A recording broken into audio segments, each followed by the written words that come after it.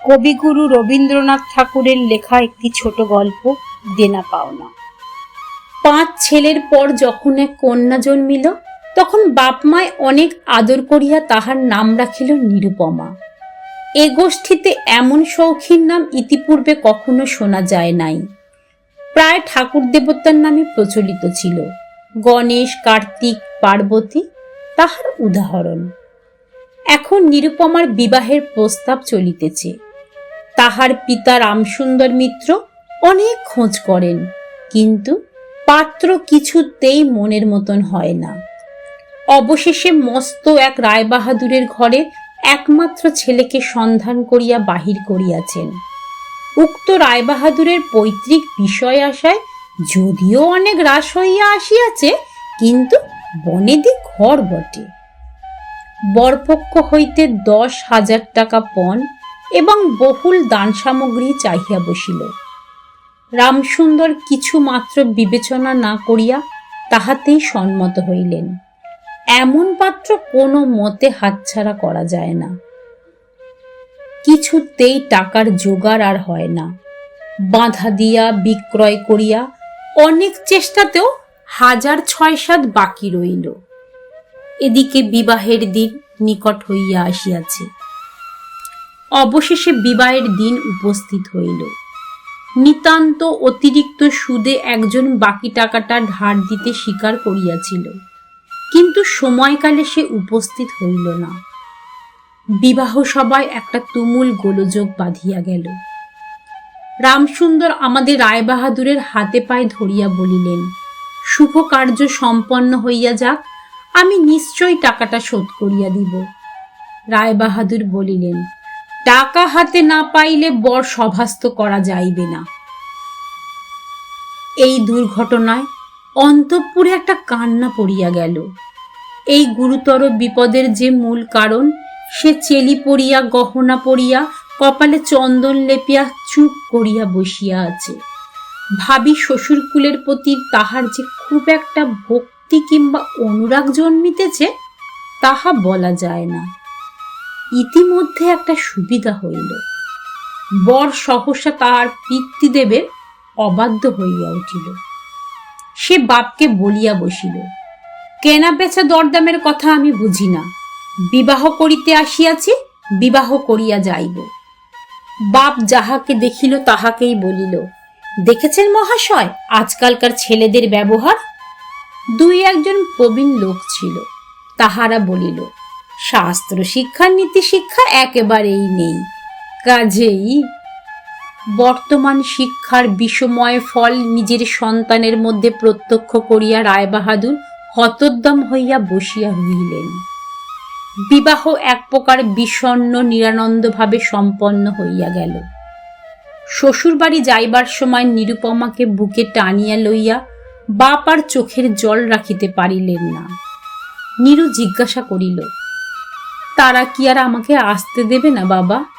রামসুন্দর বলিলেন, কেন আসতে দেবে না মা, আমি তোমাকে নিয়ে আসব।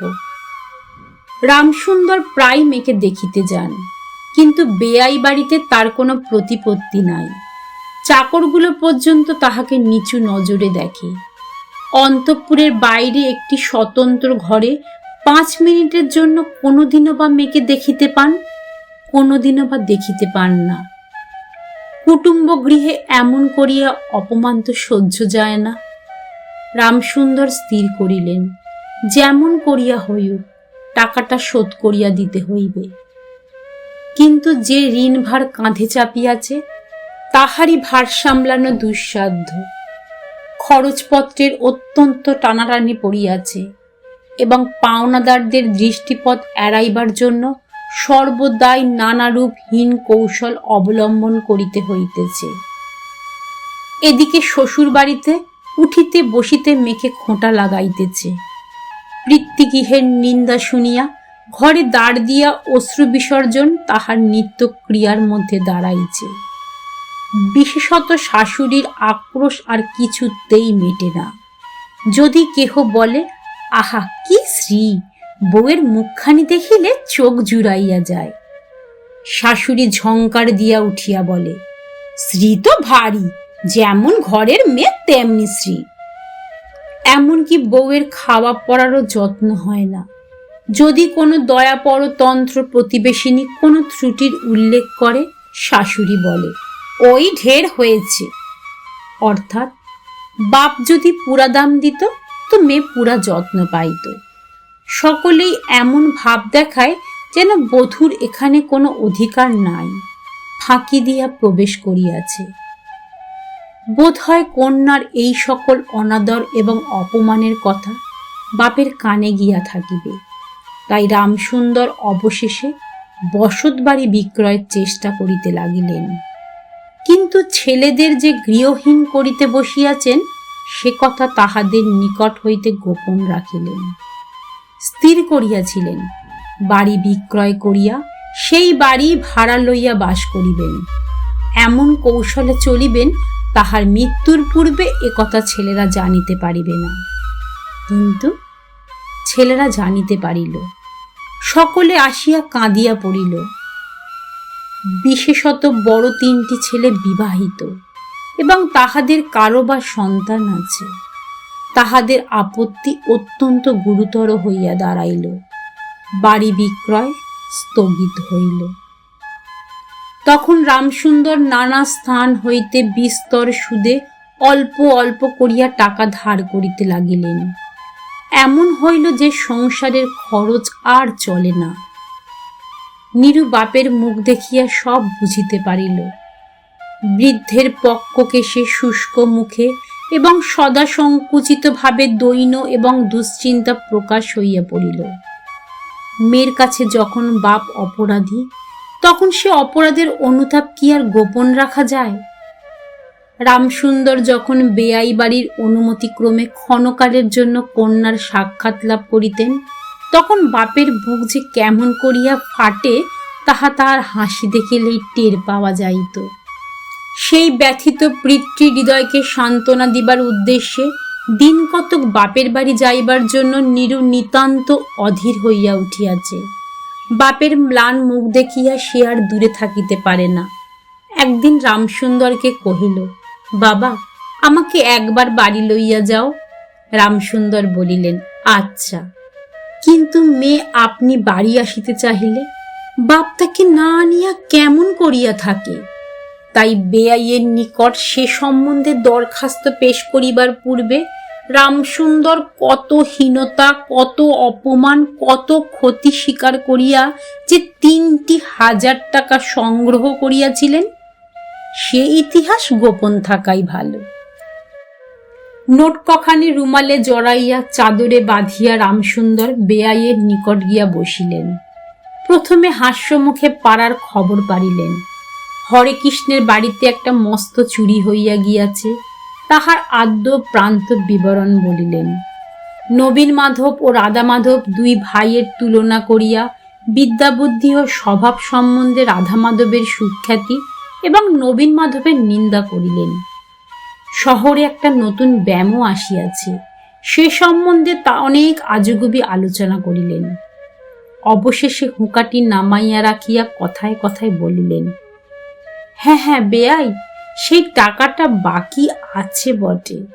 রোজই মনে করি যাচ্ছি, অমনি হাতে করে কিছু নিয়ে যাই, কিন্তু সময়কালে মনে থাকে না।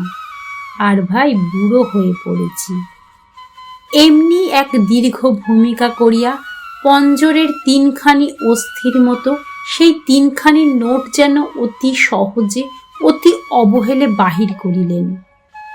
সবে মাত্র 3,000 টাকার নোট দেখিয়া রায়বাহাদুর অট্টহাস্য করিয়া উঠিলেন। বলিলেন, থাকবে আই, ওতে আমার কাজ নেই। একটা প্রচলিত বাংলা প্রবাদের উল্লেখ করিয়া বলিলেন, সামান্য কারণে হাতে দুর্গন্ধ করিতে তিনি চান না। এই ঘটনার পরে মেয়েকে বাড়ি আনিবার প্রস্তাব কাহারও মুখে আসে না। কেবল রামসুন্দর ভাবিলেন, সে সকল কুটুম্বিতার সংকোচ আমাকে আর শোভা পায় না। মর্মাহতভাবে অনেকক্ষণ চুপ করিয়া থাকিয়া অবশেষে মৃদুস্বরে কথাটা পাড়িলেন। রায়বাহাদুর কোনো কারণ মাত্র উল্লেখ না করিয়াই বলিলেন, সে এখন হচ্ছে না, এই বলিয়া কর্মোপলক্ষে স্থানান্তরে চলিয়া গেলেন। রামসুন্দর মেয়ের কাছে মুখ না দেখাইয়া কম্পিত হস্তে কয়েকখানি নোট চাদরের প্রান্তে বাঁধিয়া বাড়ি ফিরিয়া গেলেন। মনে মনে প্রতিজ্ঞা করিলেন, যত দিন না সমস্ত টাকা শোধ করিয়া দিয়া অসংকোচে কন্যার ওপরে দাবি করিতে পারিবেন, ততদিন আর বেয়াই বাড়ি যাইবেন না। বহু দিন গেল। নিরুপমা লোকের ওপর লোক পাঠায়, কিন্তু বাপের দেখা পায় না। অবশেষে অভিমান করিয়া লোক পাঠানো বন্ধ করিল। তখন রামসুন্দরের মনে বড় আঘাত লাগিল, কিন্তু তবু গেলেন না। আশ্বিন মাস আসিল। রামসুন্দর বলিলেন, এবার পুজোর সময় মাকে ঘরে আনিবই, নইলে আমি। খুব একটা শক্ত রকম শপথ করিলেন। পঞ্চমী কি ষষ্ঠীর দিনে আবার চাদরের প্রান্তে গুটি কতক নোট বাঁধিয়া রামসুন্দর যাবার উদ্যোগ করিলেন। 5 বৎসরের এক নাতি আসিয়া বলিল, দাদা, আমার জন্য গাড়ি কিনতে যাচ্ছিস? বহুদিন হইতে তাহার ঠেলা গাড়িতে চড়িয়া হাওয়া খাইবার শখ হইয়াছে, কিন্তু কিছুতেই তাহা মিটিবার উপায় হইতেছে না। 6 বৎসরের এক নাতনি আসিয়া সরদনে কহিল, পূজার নিমন্ত্রণে যাইবার মতো তাহার একখানিও ভালো কাপড় নাই। রামসুন্দর তাহা জানিতেন এবং সে সম্বন্ধে তামাক খাইতে খাইতে বৃদ্ধ অনেক চিন্তা করিয়াছেন। রায়বাহাদুরের বাড়ি যখন পূজার নিমন্ত্রণ হইবে, তখন তাহার বধূগণকে অতি যৎসামান্য অলঙ্কারে অনুগ্রহ পাত্র দরিদ্রের মতো যাইতে হইবে, এই কথা স্মরণ করিয়া তিনি অনেক দীর্ঘ নিঃশ্বাস ফেলিয়াছেন, কিন্তু তাহাতে তাহার ললাটের বার্ধক্য রেখা গভীরতর অঙ্কিত হওয়া ছাড়া আর কোনো ফল হয় নাই। দৈনপীড়িত গৃহের ক্রন্দনধ্বনি কাঁধে লইয়া বৃদ্ধ তাহার বেয়াই বাড়িতে প্রবেশ করিলেন। আজ তাহার সে সংকোচ ভাব নাই। দ্বাররক্ষী এবং ভৃত্যদের মুখের প্রতি সে চকিত সলজ্জ দৃষ্টিপাত দূর হইয়া গিয়াছে, যেন আপনার গৃহে প্রবেশ করিলেন। শুনিলেন, রায়বাহাদুর ঘরে নাই, কিছুক্ষণ অপেক্ষা করিতে হইবে। মনের উচ্ছ্বাস সংবরণ করিতে না পারিয়া রামসুন্দর কন্যার সহিত সাক্ষাৎ করিলেন। আনন্দে 2 চোখ দিয়া জল পড়িতে লাগিল। বাপও কাঁদে, মেয়েও কাঁদে, 2 জনে কেউ আর কথা কহিতে পারে না।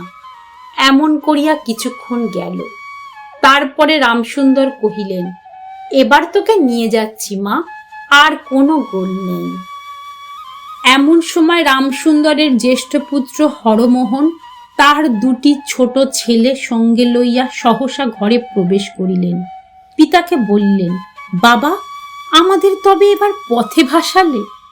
রামসুন্দর সহসা অগ্নিমূর্তি হইয়া বলিলেন, তোদের জন্য কি আমি নরকগামী হব? আমাকে তোরা আমার সত্য পালন করতে দিবি নে? রামসুন্দর বাড়ি বিক্রয় করিয়া বসিয়া আছেন। ছেলেরা কিছুতেই না জানিতে পায় তাহার অনেক ব্যবস্থাও করিয়াছিলেন, কিন্তু তবু তাহারা জানিয়াছে দেখিয়া তাহাদের প্রতি হঠাৎ অত্যন্ত রুষ্ট ও বিরক্ত হইয়া উঠিলেন। তাহার নাতি তাহার 2 হাঁটু সবলে জড়াইয়া ধরিয়া মুখ তুলিয়া কহিল, দাদু, আমাকে গাড়ি কিনে দিলে না? নতশির রামসুন্দরের কাছে বালক কোনো উত্তর না পাইয়া নীরুর কাছে গিয়া বলিল, পিসিমা, আমাকে একখানা গাড়ি কিনে দেবে?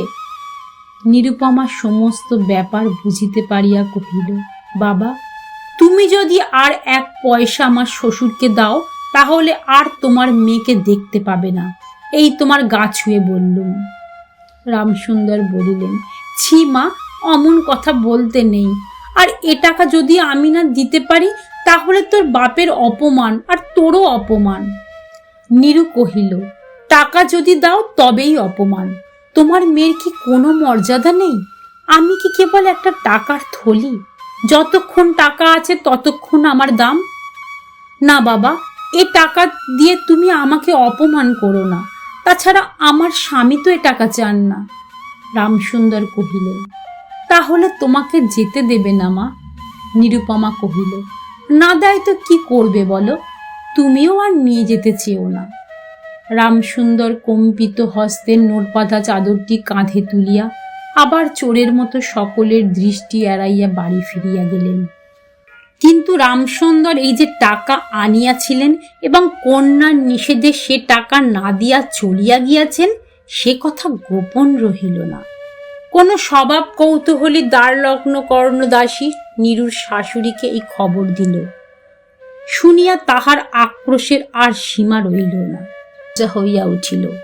এদিকে তাহার স্বামী বিবাহের অল্পদিন পরেই ডেপুটি ম্যাজিস্ট্রেট হইয়া দেশান্তরে চলিয়া গিয়াছে এবং পাছে সৎস্বর্গদোষে হীনতা শিক্ষা হয়, ওই ওজরে সম্প্রতি বাপের বাড়ির আত্মীয়দের সহিত নীরুর সাক্ষাৎকার সম্পূর্ণ নিষিদ্ধ হইয়াছে। এই সময় নীরুর একটা গুরুতর পীড়া হইল, কিন্তু সেজন্য তাহার শাশুড়িকে সম্পূর্ণ দোষ দেওয়া যায় না। শরীরের প্রতি সে অত্যন্ত অবহেলা করিত। কার্তিক মাসের হিমের সময় সমস্ত রাত মাথার দরজা খোলা, শীতের সময় গায়ে কাপড় নাই, আহারের নিয়ম নাই। দাসীরা যখন মাঝে মাঝে খাবার আনিতে ভুলিয়া যাইত, তখন যে তাহাদের একবারও মুখ খুলিয়া স্মরণ করাইয়া দেওয়া, তাহাও সে করিত না। সে যে পরের ঘরের দাসদাসী এবং কর্তা গৃহিণীদের অনুগ্রহের ওপর নির্ভর করিয়া বাস করিতেছে, এই সংস্কার তাহার মনে বদ্ধমূল হইতেছিল। কিন্তু এরূপ ভাবটাও শাশুড়ির সহ্য হইত না। যদি আহারের প্রতি বধূর কোনো অবহেলা দেখিতেন, তবে শাশুড়ি বলিতেন, নবাবের বাড়ির মেয়ে কি না, গরিবের ঘরের অন্নর মুখে রোচে না।